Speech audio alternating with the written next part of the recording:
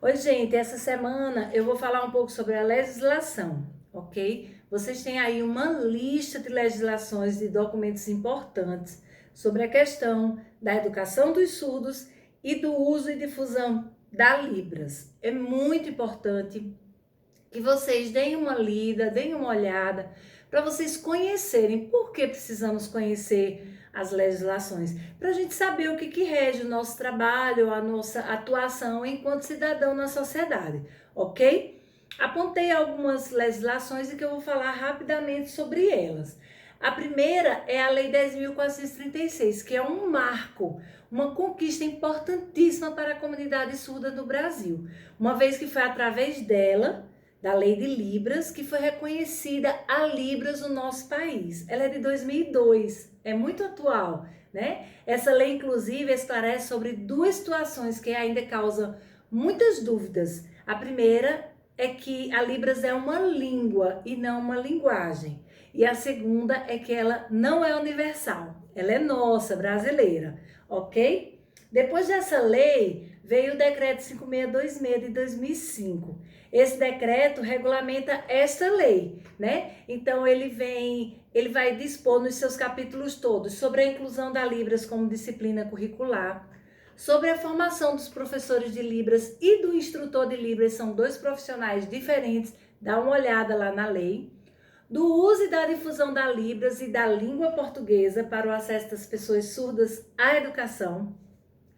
Também vai tratar sobre a formação do tradutor e intérprete de Libras, língua portuguesa, a garantia do direito à educação das pessoas surdas e com deficiência auditiva, são diferentes. Pessoas surdas, pessoas com deficiência auditiva, são duas coisas diferentes. E esse próprio decreto, ele mostra a diferença, ele mostra o que faz, o que é diferente entre pessoas com deficiência auditiva e pessoas com surdez. Dá uma lida lá. Fala também da garantia do direito à saúde das pessoas surdas e com deficiência auditiva, o papel do poder público e das empresas que detêm concessão e permissão de serviços públicos no apoio do uso e difusão da Libras. É um decreto bem extenso, mas que traz bastante explicação sobre as questões da Libras. Também é principal, é essencial na área de educação de surdos e de Libras, ok? Também muito nova, a Lei 12.319 de 2010, olha, bem novinha, regulamenta o exercício da profissão dos intérpretes de língua de sinais, que a gente chama de ILS, orientando sua formação e sua atuação. Ainda é muito incipiente essa lei, ela é muito superficial, mas nos dá uma certa luz acerca do assunto, ok? Ainda a Lei 13.146, sancionada há pouquíssimo tempo, em julho de 2015, cria o Estatuto da Pessoa com Deficiência e traz benefícios, dando atenção também ao surdo, dando ênfase às políticas públicas na área como educação, saúde, trabalho, infraestrutura urbana, cultura e esporte para as pessoas com deficiência. Ainda mais novo do que os anteriores que eu falei, esse documento destina-se a assegurar e a promover, em condições de igualdade, o exercício dos direitos e das liberdades fundamentais para pessoas com deficiência, visando a sua inclusão social e a sua cidadania, ok? No início dessa legislação, ela já fala quem são essas pessoas com deficiência, ok? Porque há uma diferença entre pessoas com deficiência e pessoas com necessidades específicas, ok? E então a gente precisa conhecer essa diferença. E ele diz o seguinte no artigo 2º, só um pouquinho.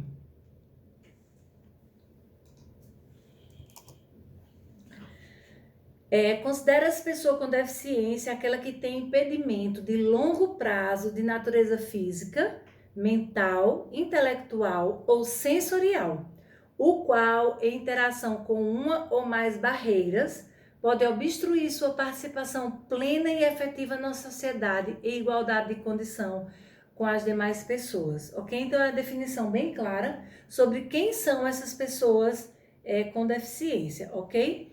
Já o decreto 10.502/20 do ano passado já chegou causando algumas controvérsias e por isso foi sancionado em setembro e suspenso em dezembro, pelo motivo de prever, entre outros pontos, a criação de turmas e escolas especializadas que atendam apenas estudantes com deficiência, indo em direção contrária à implementação de uma política educacional inclusiva.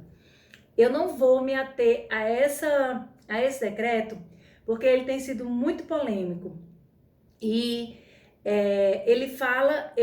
dentre outras coisas, ele traz a questão das salas especiais e das escolas especiais.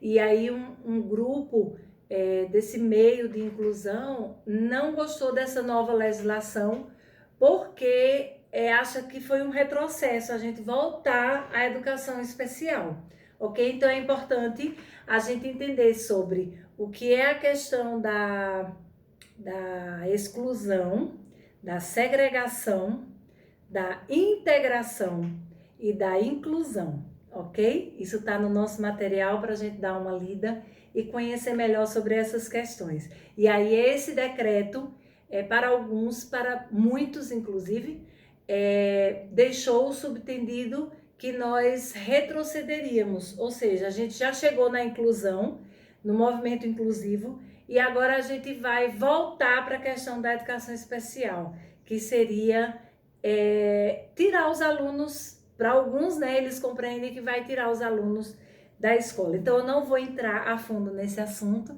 mas a legislação está, o link está aí na plataforma para vocês e ela está liberada para a gente ver no site do Planalto, ok? Até a próxima, gente!